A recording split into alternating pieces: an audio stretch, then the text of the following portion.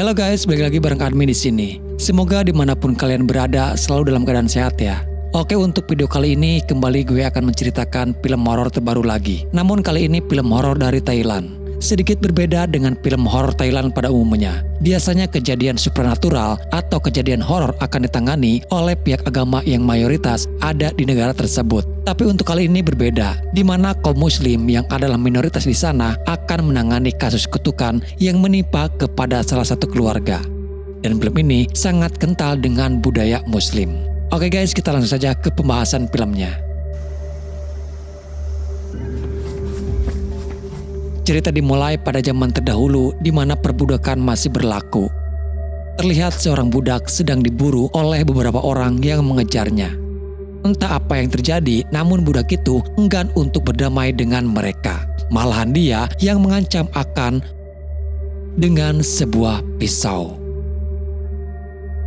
Lalu cerita beralih ke masa sekarang. Di sini kita diperkenalkan kepada seorang pria bernama Mit.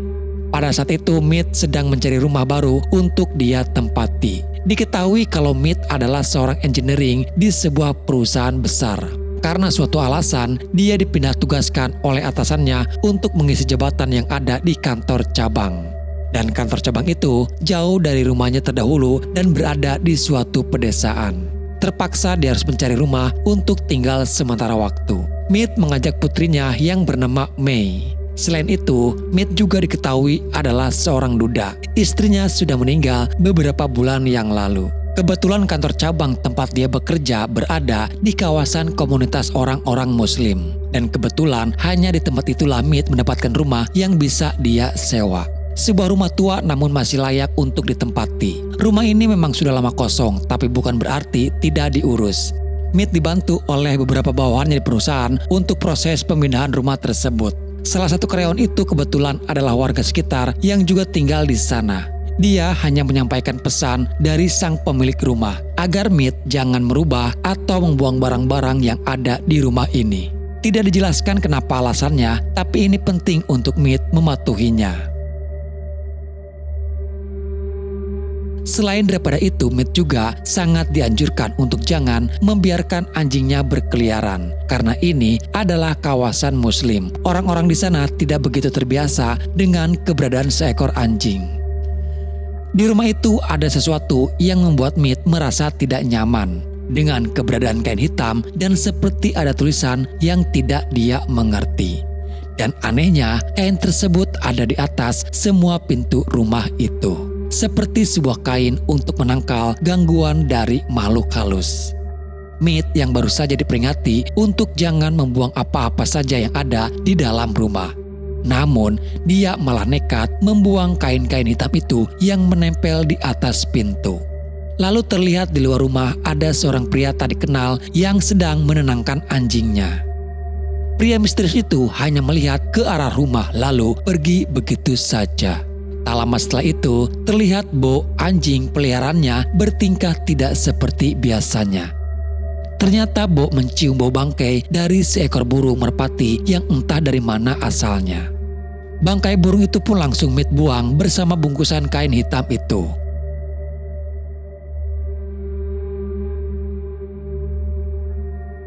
Pada malam hari menuju pagi, gangguan-gangguan aneh mulai terjadi. Mit terbangun karena mendengar suara adzan subuh di masjid. Dia kembali untuk melanjutkan tidurnya, namun Mit tak sadar kalau ada bayangan hitam yang sedang memperhatikan dirinya. Di pagi harinya Mit berangkat bekerja. Ini adalah hari pertamanya dia bekerja di kantor cabang. Sementara Mei juga berangkat untuk sekolah. Mei mempunyai teman baru di daerah tersebut, yaitu Yah. Yah sendiri sama satu sekolahan bersama dengan Mei. Sedikit memperkenalkan kepada Mei tentang desa ini, yang dimana warganya kebanyakan dihuni oleh mayoritas beragama Islam. Mei adalah orang terbuka, jadi dia tidak memilih dalam soal pertemanan. Walaupun baru kenal, tapi mereka sudah sangat akrab. Sementara di tempat Mit bekerja, dia bertemu kembali dengan pria misterius itu yang tempo hari ada di depan rumahnya. Dengan tatapan penuh curiga, Mit terus memperhatikan pria itu.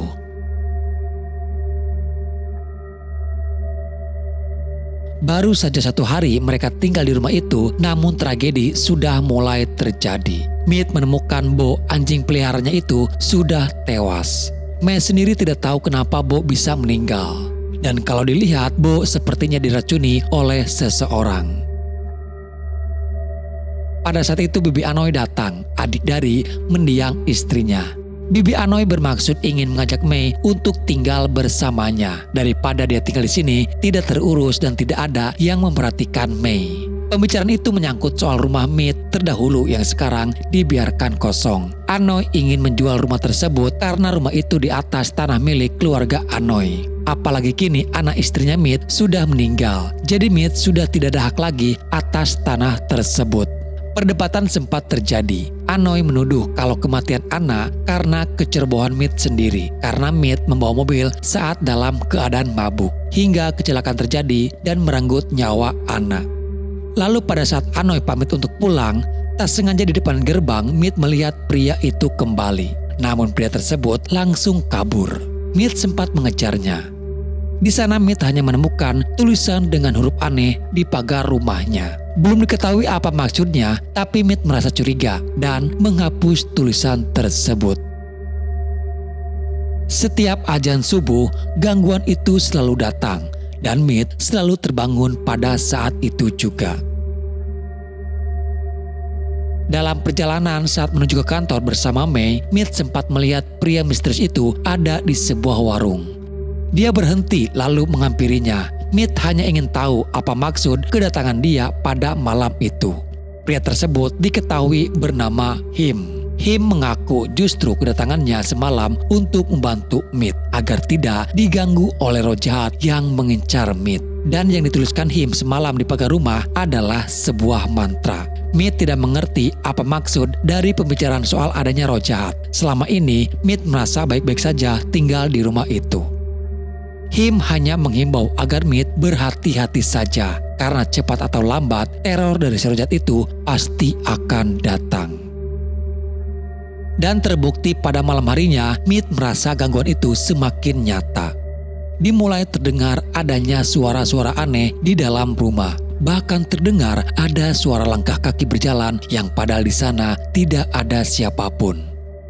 Lalu di lantai atas dia melihat Bo hidup kembali. Dan tiba-tiba saja Bo menerkamnya hingga Mead terjatuh dari tangga itu. Sementara di lain tempat kita juga diperlihatkan siapa Him sebenarnya. Him adalah seorang yang taat kepada agama. Selain taat dalam beragama, dia juga mempelajari tentang dunia goib, terutama tentang jin dan ilmu hitam. Tapi sebagian orang justru beranggapan kalau apa yang dilakukan Him adalah ritual kemusyrikan. Dari waktu ke waktu gangguan itu terus dialami oleh Mead. Di rumah dia melihat May keluar melalui pintu belakang. Padahal May sendiri sedang berada di dalam kamar sembari mendengarkan musik. Mead mengejarnya dan sampailah dia melihat ada beberapa orang dengan menggunakan pakaian serba hitam tapi membelakanginya. Betapa terkejutnya Mead ketika penampakan yang ada di hadapannya berubah menjadi seekor kelelawar. Untung saja May datang dan menolongnya. Pada suatu hari, May diundang oleh keluarganya ya untuk datang ke sebuah acara hajatan. May mengajak ayahnya untuk memenuhi undangan tersebut. Walaupun May dan Mead adalah non-muslim, tapi mereka bisa berbaur dengan orang-orang di sana. Apalagi komunitas muslim terkenal dengan keterbukaan kepada siapapun. Awalnya Mead bersikap biasa saja saat bersama mereka. Namun gangguan itu muncul kembali, membuat Mead merasa ketakutan dan tidak nyaman.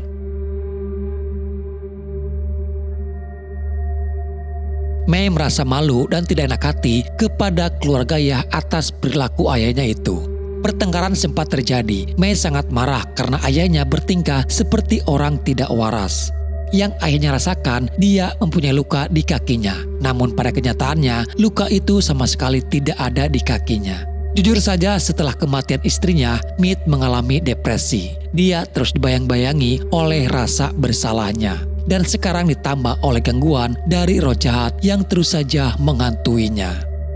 Jika memang ada gangguan dari roh jahat, Mei akan mencoba meminta bantuan kepada biksu untuk memberkati rumah ini. Karena sebelumnya juga ia sempat menyarankan agar Mei memberkati rumah ini terdahulu sebelum ditempati. Karena walau bagaimanapun, rumah ini sudah lama kosong. Di besok harinya, Mei mengundang para biksu, meminta kepada mereka untuk melakukan pemberkatan. Dari hasil penerawangan, ada beberapa titik sumber di mana energi jahat itu berasal. Salah satunya di halaman rumah depan. Mereka menemukan sebuah pisau kecil yang terkubur. Awalnya, biksu ingin membuang pisau itu, namun Mei memintanya. Mei ingat perkataan ia untuk jangan membuang apapun yang ada di rumah ini. Para biksu itu memasangkan sebuah tugu sebagai perlindungan dari energi jahat. Tapi pemberkatan yang dilakukan tidak sepenuhnya membentengi Mit dari gangguan si roh jahat. Gangguan itu kembali muncul pada saat malam menjelang pagi. Mei kembali berkonsultasi kepada biksu. Kenapa biksu tidak sekalian melakukan pembersihan di rumah tersebut? Biksu menjawab, kekuatan spiritual di rumah itu tidak bisa terjangkau olehnya. Bisa saja dilakukan pembersihan, namun membutuhkan proses yang sangat lama. Mei menjadi sangat penasaran apa yang sebenarnya terjadi di rumah ini terdahulu. Dia lalu menemui Yah untuk menanyakan soal rumah tersebut. Ia sendiri tidak tahu banyak soal rumah itu, namun yang dia tahu, sang pemilik rumah sudah lama meninggalkan rumah tersebut. Mei menanyakan apakah Muslim percaya dengan adanya hantu. Yah menjawab kalau di Muslim disebutnya jin. Jin terbagi dua, ada yang jahat, ada juga yang baik. Lalu bagaimana cara menghadapi jin jahat yang mengganggu? Yah menyarankan agar Mei menemui Him, karena Him yang mengerti soal dunia goib. Di malam itu juga Mei langsung mendatangi rumah kediaman Him.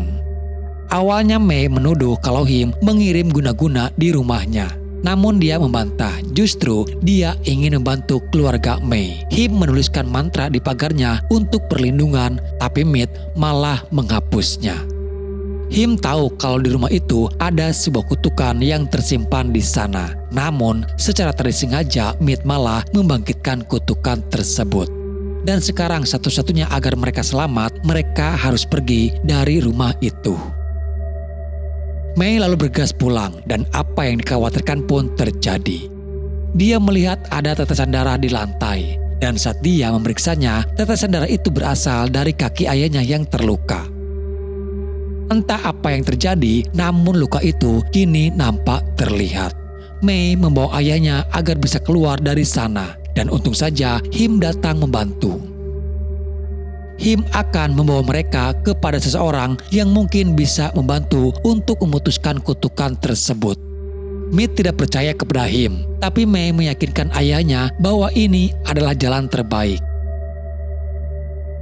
Him membawa mereka ke sebuah tempat yang berada di antah berantah, yang dimana tempatnya ada di tengah-tengah hutan.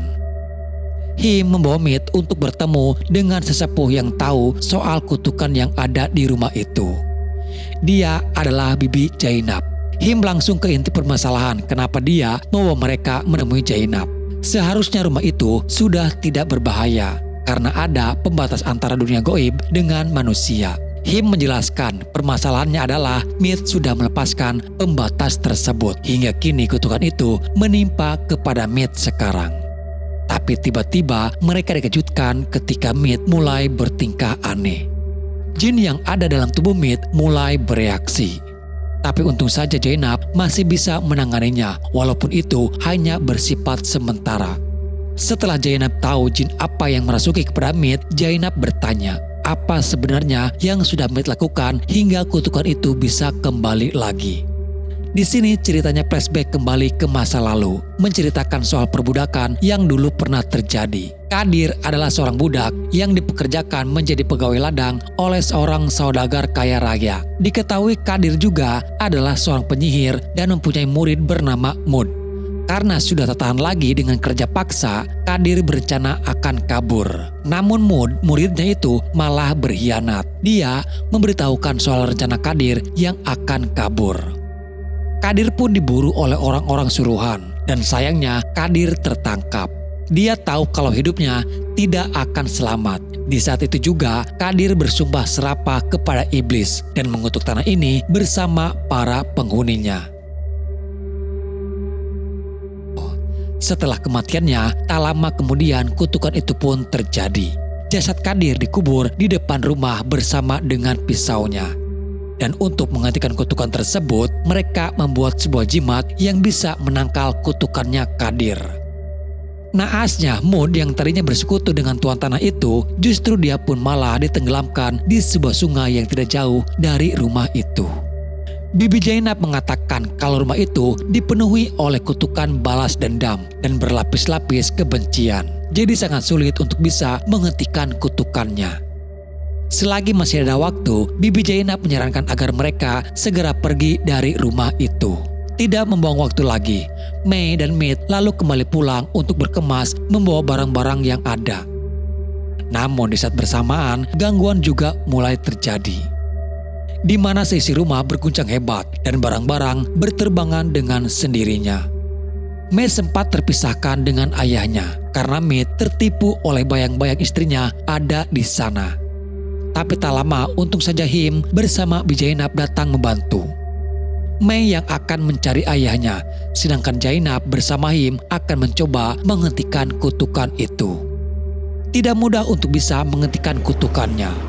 Bibi Zainab harus berjibaku dengan arwahnya Qadir yang masih ada di sana. Tapi mereka tidak menyerah dan terus melawan dengan membacakan ayat suci Al-Quran.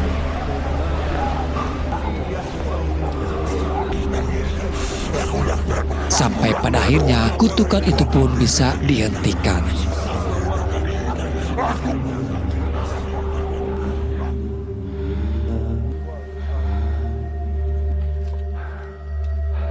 Di rumah itu pun diadakan sebuah pengajian untuk membersihkan aura-aura negatif yang ada di sana.